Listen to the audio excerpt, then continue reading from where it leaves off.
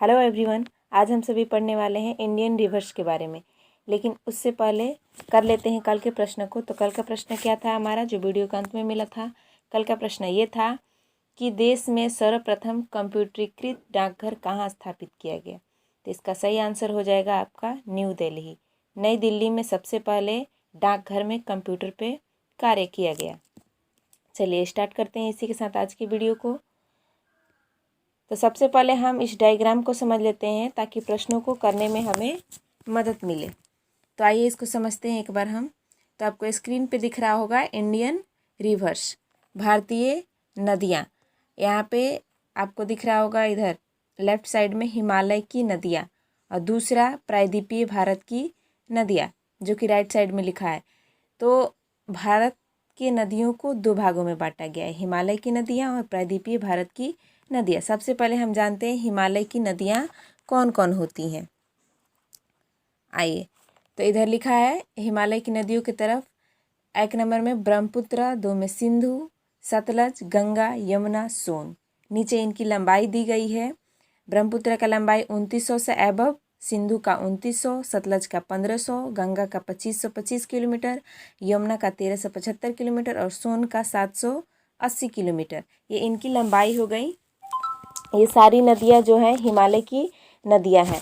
और नीचे दिया है इधर 3 नदी का नाम, कोसी, गंडक, घाघरा, जिसमें कोसी का लंबाई है 230 किलोमीटर, गंडक का 230 और घाघरा का 730। ये इन नदियों का लंबाई है। अब हम जान लेते हैं ये नदियाँ निकलती कहाँ से है।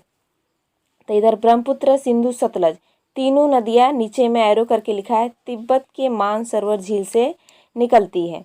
उसके बाद गंगा, यमुना, ये दो नदियाँ उत्तराखंड के गंगोत्री से निकलती है या उत्तराखंड के गोमुख भी आप इसे बोल सकते हैं। उसके बाद एक इधर लिखा है सोन नदी, जो कि मध्य प्रदेश के अमरकंटक से निकलती है। अब नीचे 3 नदियाँ दिया है, कोसी, गंडक, घाघरा। ये तीनों कहाँ से निकलती है? ये फॉरेनर नदी है, विदेशी नदी है, जो कि नेपाल के गोसाई स्थान से निकलती है, यानी इनका उद्गम स्थल भारत में नहीं है। चलिए अब हम जान लेते हैं प्रायद्वीपीय भारत के नदियों को। तो सबसे पहले हम थोड़ा सा अंतर समझ लेते हैं कि प्रायद्वीपीय भारत और हिमालय की नदियों में अंतर क्या होता है। तो हिमालय की नदियों के बारे में अभी हमने पढ़ा। तो हिमालय की नदियाँ जो हैं उन नदियों को बोलते हैं जो हिमालय क्षेत्र से निकलती हैं, और प्रायद्वीपीय भारत की नदियाँ जो भारत के दक्षिण दिशा में स्थित है, इन्हें प्रायद्वीपीय भारत की नदियाँ कहते हैं, या दक्षिण पठार की नदियाँ भी बोलते हैं, या इन्हें पुरानी नदियाँ भी बोलते हैं। अगर पूछ ले हिमालय की नदियाँ और प्रायद्वीपीय भारत की नदियों दोनों में सबसे पुरानी कौन होती है, तो आंसर करके आना है हमें प्रायद्वीपीय भारत की नदियाँ। प्रायद्वीपीय भारत की नदियों को हम बरसाती नदियाँ भी बोलते हैं, क्योंकि इसमें सालों भर पानी नहीं रहता है, सिर्फ बरसात के मौसम में ही पानी रहता है। लेकिन वही हिमालय की नदियाँ इधर जितनी भी है इसमें सालों भर पानी रहता है। तो यही अंतर होता है हिमालय की नदियाँ और प्रायद्वीपीय भारत की नदियों में। आइए अब प्रायद्वीपीय भारत की नदियों को एक बार हम देखते हैं। इधर एक नंबर में लिखा है गोदावरी, नर्मदा, कृष्णा, महानदी, कावेरी, ताप्ती, माही, लूनी। ये सारी नदियाँ जो हैं क्या है? प्रायद्वीपीय भारत की नदियाँ हैं। नदियाँ तो बहुत सारी हैं प्रायद्वीपीय भारत की भी, लेकिन हम उन्हीं को जानेंगे जो एग्जाम के पॉइंट ऑफ व्यू से इम्पोर्टेंट है। तो एक नंबर में गोदावरी लिखा है, इसका लंबाई कितना होता है? 1450 किलोमीटर। नर्मदा का 1312 किलोमीटर, कृष्णा का 1290 किलोमीटर, महानदी का 890 किलोमीटर, कावेरी का 700 किलोमीटर, ताप्ती का 760 किलोमीटर, माही का 585 किलोमीटर और लूनी का 320 किलोमीटर। अब इनका उद्गम स्थल हम जान लेते हैं। तो गोदावरी नदी कहाँ से निकलती है? नासिक से निकलती है। नासिक महाराष्ट्र में पड़ता है। इधर नर्मदा कहाँ से निकलती है? नर्मदा नदी मध्य प्रदेश की अमरकंटक पहाड़ी से निकलती है। इधर कृष्णा नदी कहाँ से? महाबलेश्वर से निकलती है। महानदी छत्तीसगढ़ से निकलती है। कावेरी नदी कर्नाटक के कुर्ग जिले से निकलती है। और ताप्ती नदी ऊपर में लिखा है, ये भी अमरकंटक से निकलती है मध्य प्रदेश के। और माही भी मध्य प्रदेश से, लूनी राजस्थान से निकलने वाली नदी है। तो ये हुए नदियों के उद्गम स्थल। अब हम जान लेते हैं नदियों का विस्तार, यानी कौन नदियाँ कहाँ तक जाती है, कहाँ तक फैली हुई है। तो एक नंबर में यहाँ पे आपको दिख रहा है सिंधु। सिंधु नदी चूँकि अपने भारत से नहीं निकलती है, इसका उद्गम भारत में नहीं है, इसका उद्गम स्थल कहाँ है, तिब्बत के मानसरोवर झील से निकलती है। तो सिंधु नदी कहाँ कहाँ भारत में प्रवाहित होती है, जम्मू कश्मीर, HP का मतलब हिमाचल प्रदेश और पंजाब राज्य में प्रवाहित होती है। सतलज जम्मू कश्मीर और पंजाब। गंगा सबसे पहले उत्तराखंड, UT मतलब उत्तराखंड, UP उत्तर प्रदेश, बिहार, पश्चिम बंगाल, फिर पश्चिम बंगाल और बांग्लादेश के बॉर्डर फराक्का के बांध होते हुए बांग्लादेश में प्रवेश कर जाती है गंगा नदी। ये सब वरीयता क्रम में आपको दिया है। यमुना उत्तराखंड, UP, गोदावरी महाराष्ट्र, MP मध्य प्रदेश, उड़ीसा, आंध्र प्रदेश और कर्नाटक राज्य में प्रवाहित होती है। और इधर आपको 6 नंबर में दिया है कृष्णा जो है आंध्र प्रदेश, कर्नाटक, केरल राज्य में प्रवाहित होती है। कावेरी तमिलनाडु, कर्नाटक और केरल में प्रवाहित होती है। महानदी छत्तीसगढ़ और उड़ीसा में प्रवाहित होती है। तो इन्हें हम 1-2 बार पढ़ लेंगे मैप्स के मदद से, तो हमें याद हो जाएगा। आइए अब इधर नोट में देखते हैं क्या लिखा है कि मध्य प्रदेश के अमरकंटक से 3 नदियाँ निकलती हैं और तीनों अलग अलग दिशाओं में प्रवाहित होती हैं। अब नदियाँ कौन कौन सी है, 1 नंबर में नर्मदा, 2 नंबर में सोन और 3 नंबर में महानदी। ये तीनों नदियाँ कहाँ से निकलती है, मध्य प्रदेश के अमरकंटक पहाड़ी से निकलती है। बहुत ही महत्वपूर्ण है, बार बार यहाँ से क्वेश्चन बनता है। तो तीनों नदियाँ कहाँ से निकलती है, मध्य प्रदेश के अमरकंटक से निकलती। चलिए अब देख लेते हैं कौन किस दिशा में बहती है। नर्मदा जो कि पश्चिम दिशा की ओर बहती है, सोन उत्तर की ओर बहती है और महानदी पूरब की ओर बहती है। तो ये तीनों निकलती है एक ही स्थान से, लेकिन बहती अलग अलग दिशाओं में। तो कई बार पूछा जाता है आपसे कि इनमें से कौन नदी उत्तर दिशा में बहती है, कौन पूरब में, कौन पश्चिम में। तो ये हमें इसका खास ही ध्यान रखना है। चलिए अब इधर जान लेते हैं मुहाना के बारे में। अब मुहाना होता क्या है, तो अभी हमने पढ़ा उद्गम मतलब नदियाँ जहाँ से निकलती हैं, और मुहाना मतलब जहाँ जाके नदियाँ गिरती हैं। तो नदियाँ मुख्यतः 2 स्थानों पे गिरती है, पहला अरब सागर और दूसरा बंगाल की खाड़ी। जो कि भारत की नदियों की बात की जा रही है यहाँ पे। भारत की नदियों जो उनका मुहाना कहाँ है नदियों का, एक तो अरब सागर और दूसरा बंगाल की खाड़ी। तो यहाँ पे हमने लिखा है, सबसे पहले अरब सागर में गिरने वाली नदियों का नाम जान लेते हैं। यहाँ पे देखिए सिंधु हमने लिख दिया है, लेकिन सिंधु भारत की नदी नहीं है, लेकिन ये भी गिरती कहाँ है, अरब सागर में ही गिरती है। तो सिंधु को हटा के नीचे जितनी भी नदियाँ हैं सारी भारत की नदियाँ हैं जो कि अरब सागर में गिरती है। नर्मदा, ताप्ती, माही, लूनी, साबरमती, बैतरनी, मांडवी, जुआरी, ये सारी नदियाँ अरब सागर में गिरती हैं। और इन नदियों को छोड़ के बाकी जितनी भी नदियाँ होंगी भारत की, वो कहाँ गिरेंगी, बंगाल की खाड़ी में। तो आइए इनको भी देख लेते हैं। ब्रह्मपुत्र ये भारत की नदी नहीं है, लेकिन ये बंगाल की खाड़ी में गिरती है, इसलिए हमने इसको यहाँ पे ऐड कर दिया है।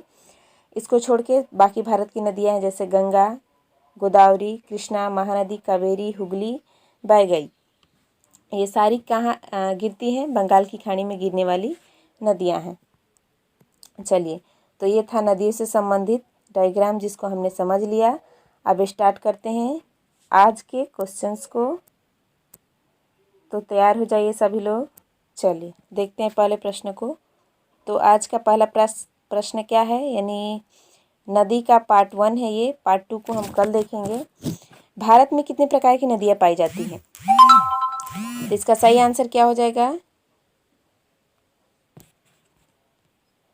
ऑप्शन ए में है आपका 2, बी में 4, सी में 5 और डी में अनेक प्रकार की नदियाँ। तो अभी हम पढ़ के आ रहे हैं कि भारत में 2 ही प्रकार की नदियाँ पाई जाती हैं। नदियाँ तो कई सारी हैं, लेकिन उनका प्रकार 2 ही होता है, हिमालय की नदियाँ और प्रायद्वीपीय भारत की नदियाँ। हिमालय की नदियों में सालों भर पानी रहता है, लेकिन प्रायद्वीपीय भारत की नदियाँ जो कि सिर्फ उनमें बरसात के मौसम में ही पानी रहता है, इसलिए उसको हम बरसाती नदियाँ कहते हैं।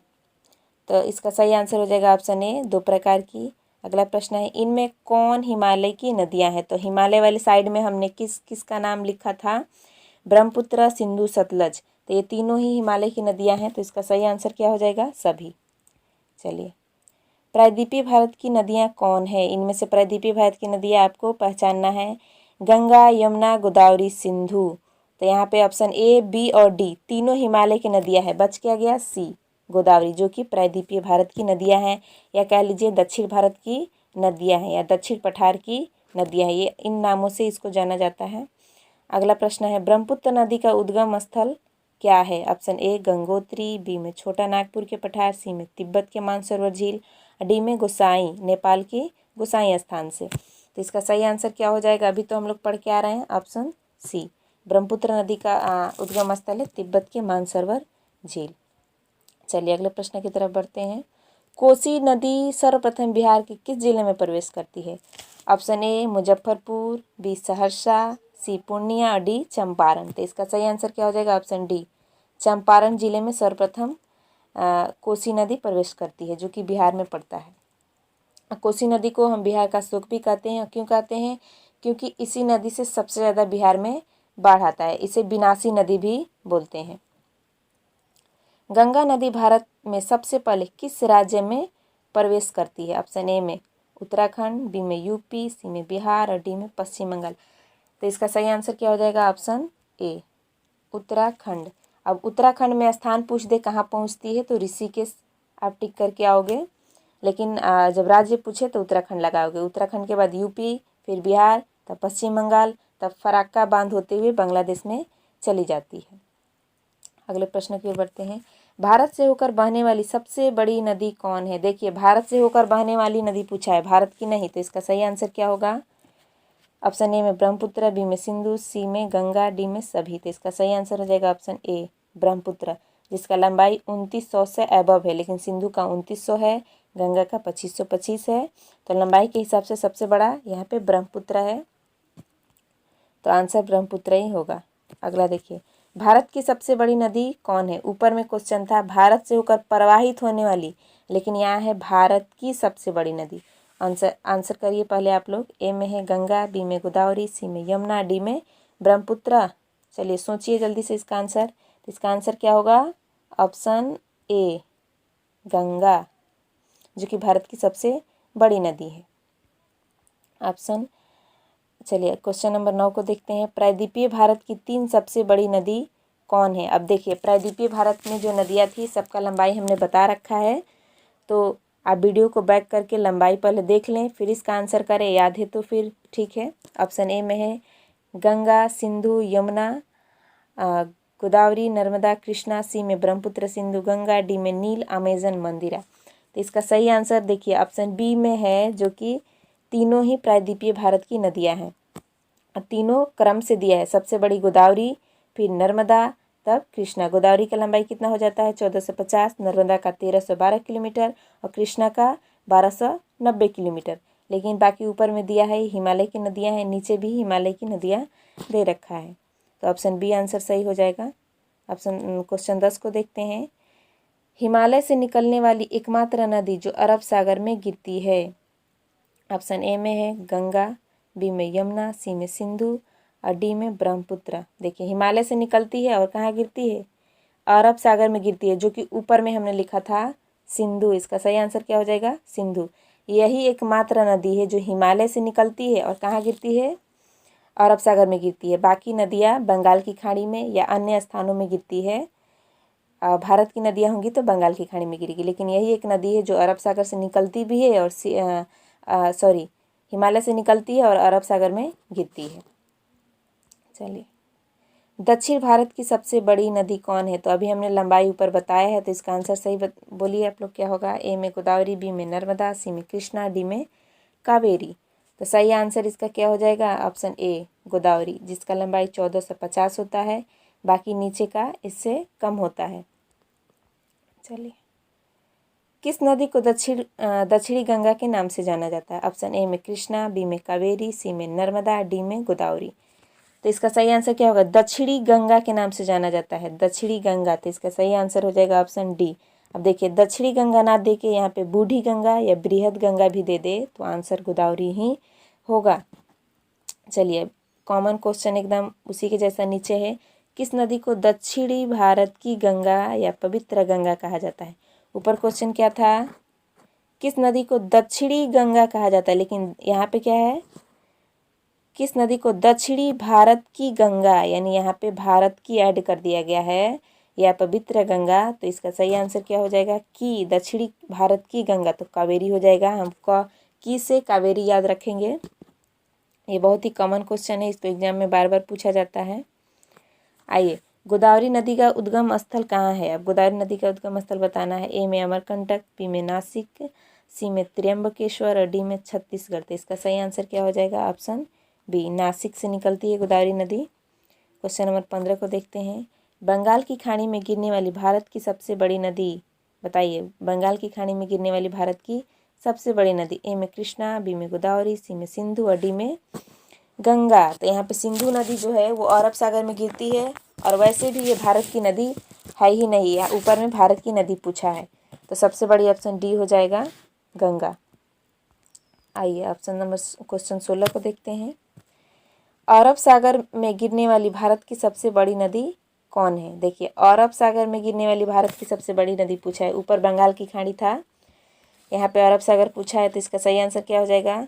ऑप्शन ए में नर्मदा, बी में गोदावरी, सी में कृष्णा, डी में जुआरी। तो सही आंसर क्या हो जाएगा? ऑप्शन ए, नर्मदा, जो कि अरब सागर में गिरती है।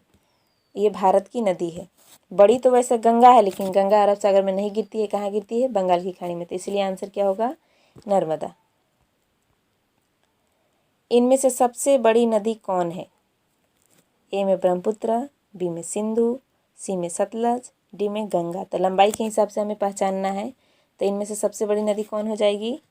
ऑप्शन ए, ब्रह्मपुत्र, जिसका लंबाई 2900 से ज़्यादा होता है। सिंधु का 2900 होता है, सतलज का 1500 और गंगा का 2525 किलोमीटर।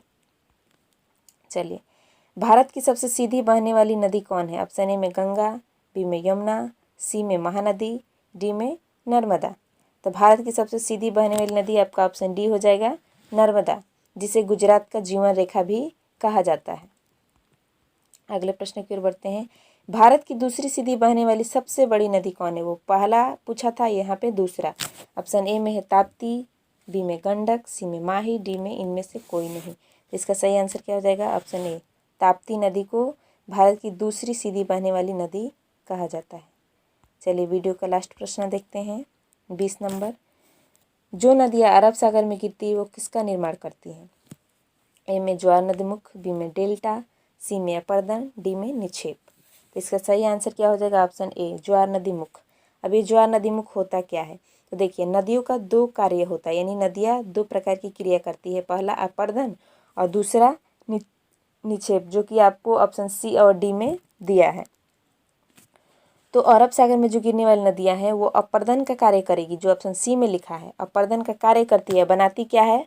ऑप्शन ए, ज्वार नदीमुख, या ज्वार नदीमुख कहीं कहीं ना दे के आपको एक्सच्यूअरी भी दे देगा। और ऑप्शन डी में दिया है निक्षेप। तो जो नदियाँ बंगाल की खाड़ी में गिरेगी वो निक्षेप का कार्य करेगी, और बनाएगी क्या? जो ऑप्शन बी में लिखा है, डेल्टा, डेल्टा का निर्माण करती है। और डेल्टा को हम दूसरा नाम और किस नाम से जानते हैं? गोखुर झील के नाम से भी जानते हैं। तो जो नदियाँ अरब सागर में गिरेगी, कार्य किसका करेगी? अ से अरब सागर और अ से अपर्दन का कार्य करेगी, यानी कटाव छटाव का कार्य करेगी। और निक्षेप मतलब वो ले जाके इकट्ठा करेगी और किसका निर्माण करेगी? डेल्टा का। तो जो नदियाँ बंगाल की खाड़ी में गिरेगी वो निक्षेप का कार्य करेगी और बनाएगी क्या? डेल्टा। और जो अरब सागर में गिरेगी वो कार्य करेगी अपर्दन का, बनाएगी क्या? ज्वार नदीमुख या एक्सच्यूअरी। चलिए, उम्मीद है सारी बातें समझ में आई होंगी आपको। अब बढ़ते हैं आज का प्रश्न, जो जिसका आंसर आपको कमेंट में देना होता है। तो आज का प्रश्न क्या है? विश्व की सबसे बड़ी नदी तथा सबसे लंबी नदियाँ कौन है? यानी दोनों ही नदियों का नाम आपको बताना है कमेंट में, सबसे बड़ी तथा सबसे लंबी। चलिए, मिलते हैं अगले वीडियो में नदी चैप्टर का पार्ट 2 के साथ।